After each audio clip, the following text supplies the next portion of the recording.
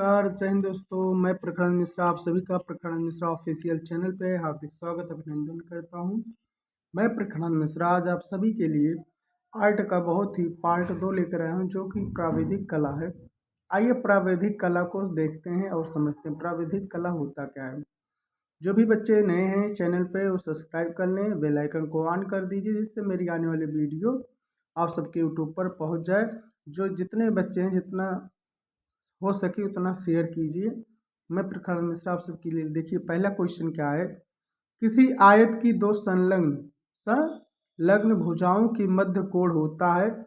Option A 90, option B 80, option C 60, option D 70। तो आप लोग बताइए कितना होता है। मैं बताता हूँ, समझाता भी हूँ और बताता भी हूँ कितना होता है। यूट्यूब पर बने रहें। चलिए देखते हैं क्या होता है। आप सब देख सकते हैं ये आयत हो गया। मान लो प्रत्येक कोण इसका कितना होगा 90 अंश। कितना होगा 90 अंश। 90 अंश होगा ना। 9 चौक 90 गुणे 40, 4 भाग है। 9 चौक 36, 360 अंश आया ना। तो हमारा ये बोल रहा है संलग्न भुजाओं का के मध्य कोण होता है। तो कितने अंश का 90 अंश का। ऑप्शन ए हो जाएगा। ऑप्शन ए 90 अंश। चलिए अगला देखते हैं। अगला क्या है। अगला क्वेश्चन है हमारा, त्रिज्या आर वाले वृत्त का व्यास होगा। त्रिज्या आर, इसका व्यास क्या होता है 2 पाई आर। कितना होता है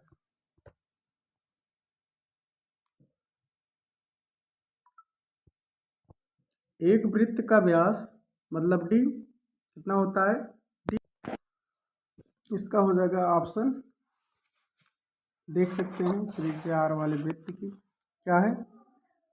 एक वृत्त का व्यास डी त्रिज्या आर का दोगुना होता है, जिसे डी बराबर 2r।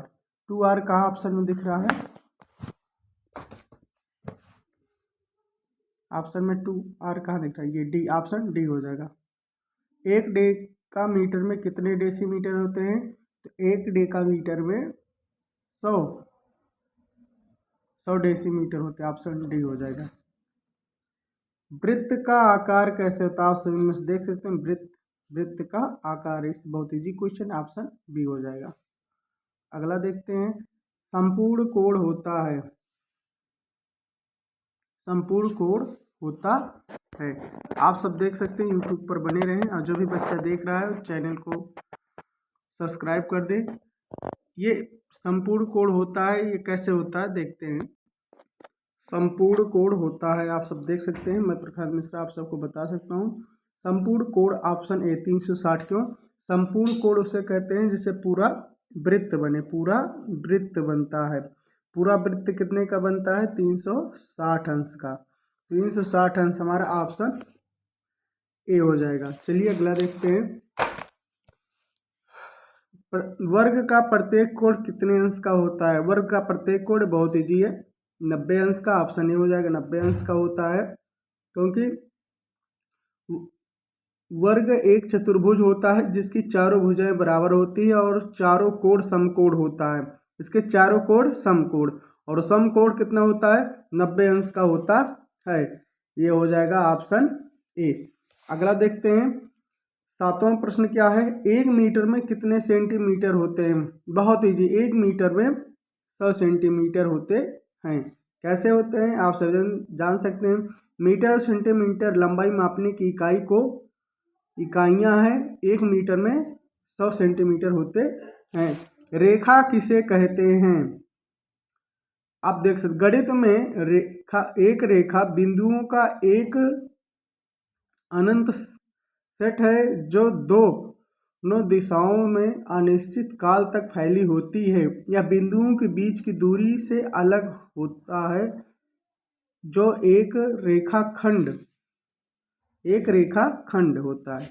देखो रेखा के अनंत बिंदु होते हैं। इसमें दिया 3 बिंदुओं के बीच की 2 बिंदु रेखा, सीधी रेखा, इनमें से कोई नहीं होगा। ऑप्शन डी रेखाखंड पूछता तब बोलते, दो बिंदुओं के बीच की दूरी को बोलते।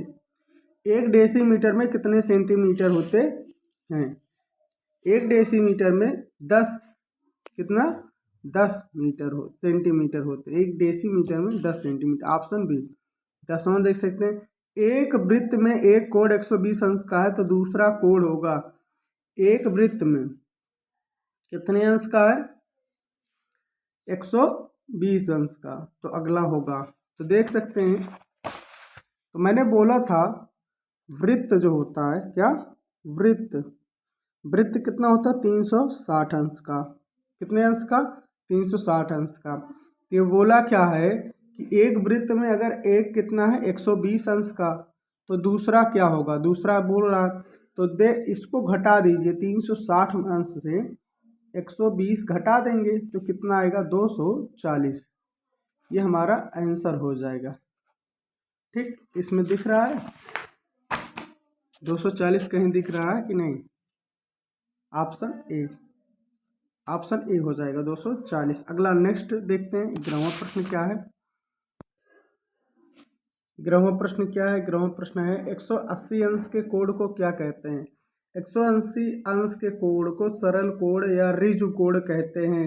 अधिक कोण वह होता है जो 90 अंश से अधिक और 180 अंश से कम होता है। तो 180 अंश के कोण को क्या कहेंगे? हम कहेंगे सरल कोण। ऑप्शन बी हो जाएगा, ऑप्शन बी। निम्नलिखित में से कौन सा आकार त्रिभुज है? अब ये बहुत इजी है, त्रिभुज अभी फिर दोबारा पूछ लिया लगता है। ऑप्शन सी, ये त्रिभुज है। तो वृत्त पूछा था, ये त्रिभुज। निम्न में से कौन सा आकार आयताकार है? निम्नलिखित में से कौन सा आकार आयताकार है? तो हो जाएगा ऑप्शन सी। ऑप्शन क्या हो जाएगा? Option C. ऑप्शन 13वें का सी हो जाएगा। अगला देखते हैं, मापनी में पहले बाएं भाग पर लिखा जाता है। मापनी में बाएं भाग पे क्या लिखा जाता है? 0। क्या लिखा जाता है? ऑप्शन ए, 14 का ए हो जाएगा। समांतर रेखा किसे कहते हैं? अगला प्रश्न है, समांतर रेखा किसे कहते हैं? जो भी बच्चा नया है चैनल को सब्सक्राइब कर ले। समांतर रेखा किसे कहते हैं? समांतर रेखा आप उसे कहते हैं, दो सीधी रेखाएं होती हैं जो एक दूसरे के समांतर चलती हैं और कभी भी आपस में नहीं मिलती हैं, उन्हें चाहे कितना आगे बढ़ाया जाए। तो ये दो सीधी रेखाएं जो आपस में ना मिले, यही हो गया ऑप्शन सी हमारा होगा। ठीक है, समांतर देखिए, समांतर मतलब होता है एक इसके और एक ये, एक दूसरे के समांतर, इसको कितना भी आगे पीछे बढ़ा लें एक दूसरे से कभी मिलेंगी नहीं, चाहे जितना बढ़ा लें। ठीक है, तो ये हो जाएगा ऑप्शन सी। 16वां प्रश्न पूछते हैं, देखते हैं, समबाहु त्रिभुज कौन सा है? समबाहु त्रिभुज किसे कहते हैं? वह त्रिभुज होता है जिनकी तीनों भुजाओं और तीनों कोण समान होते हैं और प्रत्येक कोण कितना 60 अंश का होता है। ऑप्शन ए, समबाहु त्रिभुज। ऑप्शन ए, इसकी देखो सभी भुजाएं बराबर हैं। ठीक, अगले प्रश्न की ओर बढ़ते हैं। अगला प्रश्न क्या है? किसी त्रिभुज के अंत कोणों का योग होगा। मैंने तो प्रश्न में पूछा है, ऑप्शन ये दिया एक समकोण, ऑप्शन 3 समकोण। तो पहले देख लेते हैं, कोणों का योग होगा त्रिभुज के अंत का। तो किसी भी त्रिभुज के तीनों कोणों का योग हमेशा कितना होता है? 180 अंश का होता है। तीनों कोणों का योग कितना होता है? 180 अंश का होता है। एक समकोण 90 अंश का होता है। कितना होता है? 90 अंश का। इसीलिए 180 अंश के दो समकोण के बराबर होता है, माने दो समकोण के बराबर, एक समकोण 90 तो दो 180। अगला प्रश्न है, अगला प्रश्न क्या है? एक घन के कितने कोरे होते हैं? एक घन के आप सब देख सकते हैं, एक घन के हमेशा कितने होते हैं? 12। एक घन में कितने फलक होते हैं? घन में 6 फलक होते हैं। कितने होते हैं? 6 फलक होते हैं। 8 शीर्ष होते हैं। 8 कितने होते हैं? शीर्ष होते हैं। और कितने होते हैं? 12 कोर। कितने होते हैं? 12 कोर होते हैं। इतना याद रखिएगा। 8 फलक होते हैं, 8 शीर्ष होते हैं, 6 फलक होते हैं और 12 कोर होते हैं। इसमें ऑप्शन 12 दिख रहा है। कोर कितने होते हैं? Option A. अगर पूछ ले बेटा कि फलक कितने होते हैं? 6। फलक कितने होते हैं? 6। और शीर्ष कितने होते हैं? 8। अगला देखते हैं, एक समचतुर्भुज में कितनी भुजाएं होती हैं? एक समचतुर्भुज में 4 भुजाएं होती हैं, क्योंकि एक समचतुर्भुज वह होता है जिसका अर्थ है 4 भुजाएं होती हैं। 4 भुजाएं होती हैं, उसी को चतुर्भुज कहते हैं। इसकी सभी भुजाएं लंबाई में बराबर होती हैं। इसका हो जाएगा ऑप्शन डी, 4। ठीक, लास्ट देखते हैं, वर्ग की चारों भुजाओं की नाप क्या होती है? वर्ग की चारों भुजाओं की नाप क्या होती है? वर्ग की चारों भुजाओं की नाप क्या होती है? आप सब बताइए। एक वर्ग की परिभाषा के अनुसार इसकी चारों भुजाएं बराबर लंबाई की होती हैं और चारों कोण समकोण होते हैं, मतलब 90 अंश का। कितने अंश का? 90 अंश का। नाप क्या होगा? तो हो जाएगा ऑप्शन सी, चारों भुजाएं बराबर होती हैं, जैसे बताया, प्रत्येक 90 अंश का। अगला देखते हैं, दोस्तों, ये सारे हमने 20 बहुविकल्पीय प्रश्न आप सभी को करा दिए। जैसा कि आप सब देखते हैं, प्राविधिक कला का हमने बताया था आप सभी का। जो भी चैनल पे नए, चैनल सब्सक्राइब कर लें, तो बेल आइकन को ऑन कर दीजिए, इससे आने वाली वीडियो आप सब पे पहुँच जाए। मैं ये सारा क्वेश्चन सॉल्व करा दिया हूँ, 20 बहुविकल्पीय थे। मिलते हैं नेक्स्ट वीडियो में। मैं प्रखर मिश्रा मिलता हूँ नेक्स्ट वीडियो छंद को लेकर। यूट्यूब चैनल पे बने रहें। जय हिंद, वंदे मातरम। स्वस्थ रहिए, मस्त रहिए।